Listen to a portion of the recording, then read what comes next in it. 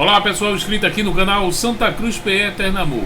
Vamos acompanhar uma entrevista do técnico Evaristo Pisa, falando desta partida de domingo decisiva para o Santa Cruz contra o Iguatu.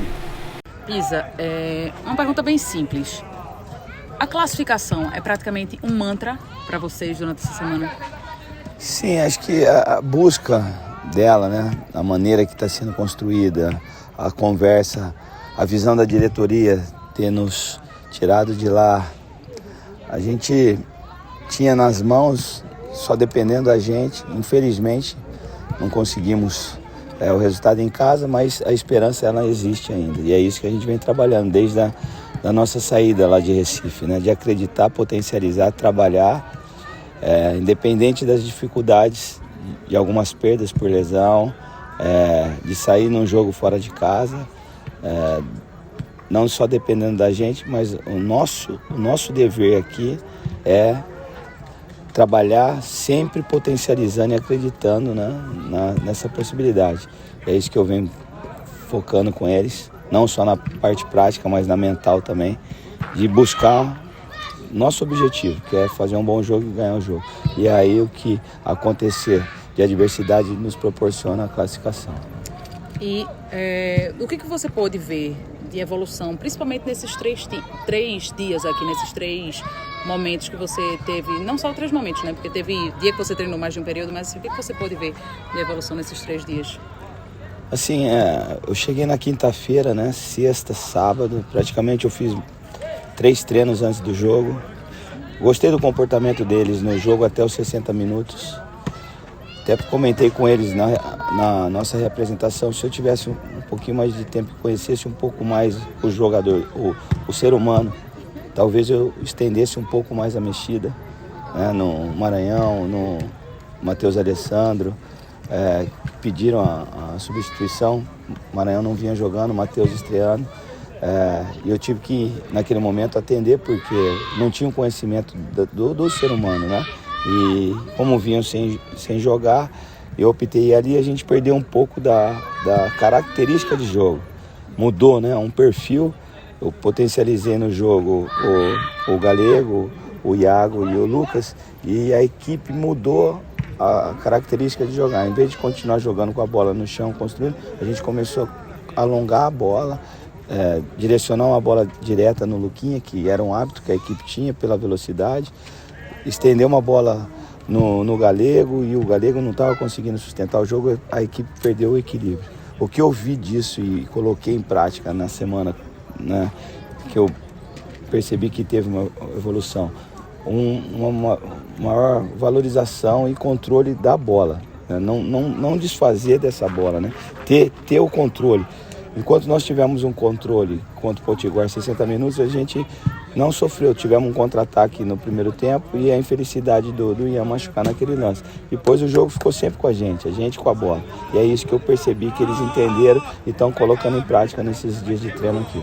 Então, pelas alterações que você precisou fazer, seja por lesão, seja por saída, o caso do Lucas Silva mesmo, seja por opção sua também, qual a cara que a gente pode esperar desse Santa Cruz no domingo?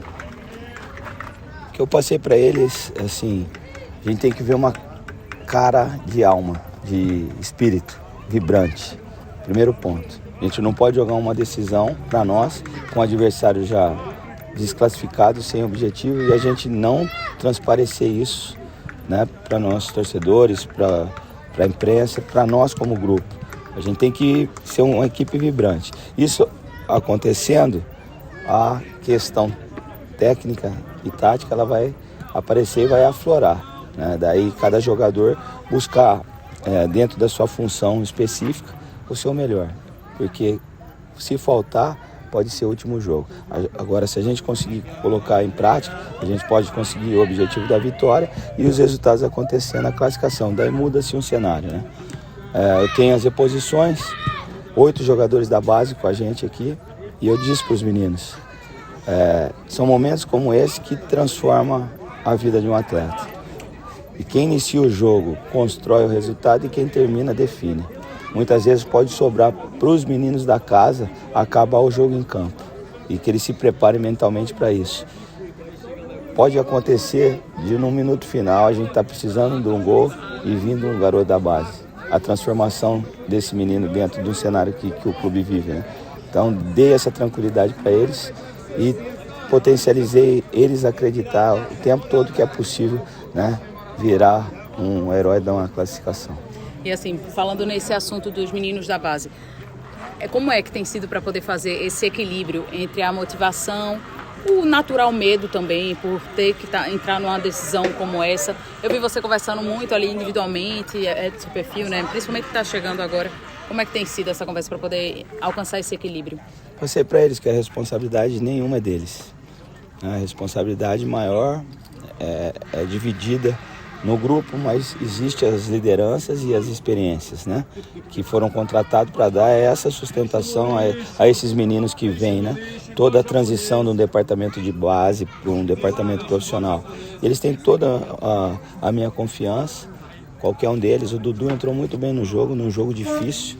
Se você mexer, né, um setor defensivo não é igual você mexer um ofensivo. Às vezes a peça ofensiva entra mal no jogo, ela não te atrapalha. Agora, se um menino entra mal no setor de defesa, ele pode acarretar numa derrota, né? O erro ofensivo não é tão pesado como o erro defensivo. E ele mostrou muita personalidade. Então é isso que eu estava conversando agora há pouco com o Gabriel, com o Marcelinho e com o David, né? Que eles podem acabar o jogo com os três no campo e eles podem ser os atletas que podem definir uma classificação para a gente. E assim, durante toda a competição, que aí já também não lhe cabe, o Santa deixou escapar muitos pontos em casa, que podia chegar aqui de uma maneira mais tranquila. Quanto que pesa decidir isso fora, decidir essa partida, essa possível classificação fora de casa, e ainda também com a possibilidade de ser sem a torcida aqui, né? Não é fácil, né? A gente assumiu uma situação e a gente está inserido, faz parte do processo. Quando eu vim para cá, eu vi todo o cenário, né? Infelizmente, alguns jogos deixou escapar, esse mesmo, né, no meu comando, era um jogo que a gente tinha possibilidades, né, de fazer o resultado. Eu lembro, com 15 minutos, a bola do Matheus Alessandro, o zagueiro, tirou em cima da linha. Eu acredito que se a gente não perdesse o jogo que a gente vem fazendo, a gente já conseguia ter um minuto final.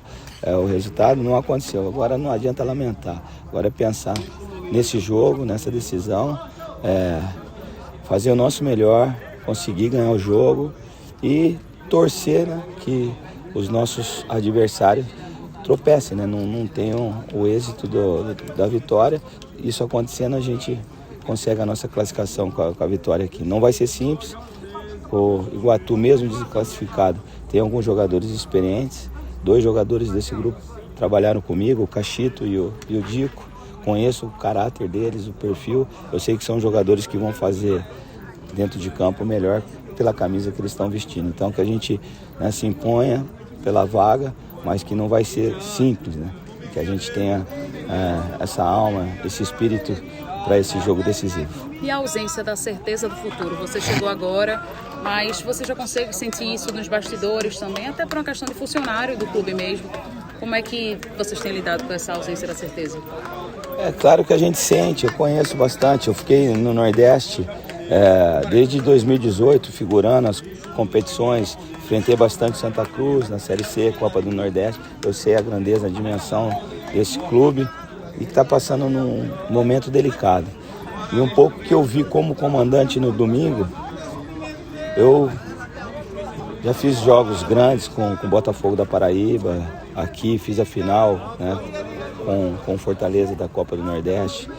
E eu tive uma sensibilidade muito próxima quando eu vi numa Série D, aquele público, né, no Arruda, motivando ao resultado. E pensar que se caso não ocorra uma classificação, acaba um ano e fica uma incerteza do próximo projeto. Então, por isso que espero que tudo dê certo, porque o clube precisa, o torcedor é apaixonado, né? Então é por isso que eu falei para eles, a gente tem que jogar por eles, né? Pela camisa, pela história, fazer o melhor. Eu, mesmo com pouco tempo, eu já me sinto bastante envolvido com o clube e com a situação. Para a gente finalizar, eu queria que você explicasse sobre a situação do Nadson e do Emerson Souza. Eles vinham como titulares. Você, inclusive, foi perguntado sobre eles na coletiva.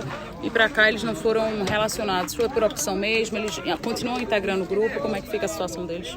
A questão do Nadson com o Emerson, até a resposta que eu dei na minha coletiva, eu trabalhei com os dois jogadores no Sampaio. Quando eu cheguei no Sampaio, eles já tinham um desgaste junto com a diretoria lá. Então, as informações são passadas. O treinador chega e eles desenham o elenco. Ó, tal. A gente tem essa ideia aqui. O Nadson, dentro de uma característica, eu acho que uma Série B, uma sequência, não vai ter um espaço, pelo que a gente pensa em montar. E o Emerson Souza, uma mesma situação. Então, eu direcionei um desenho de uma ideia no Sampaio, ainda eu dei essa oportunidade ao Emerson. Após o jogo do Mirassol, eu optei não levá-lo para o jogo do CRB e houve a minha demissão e depois o Emerson veio para cá. O Nadson eu já não dei nem a oportunidade lá na Série B.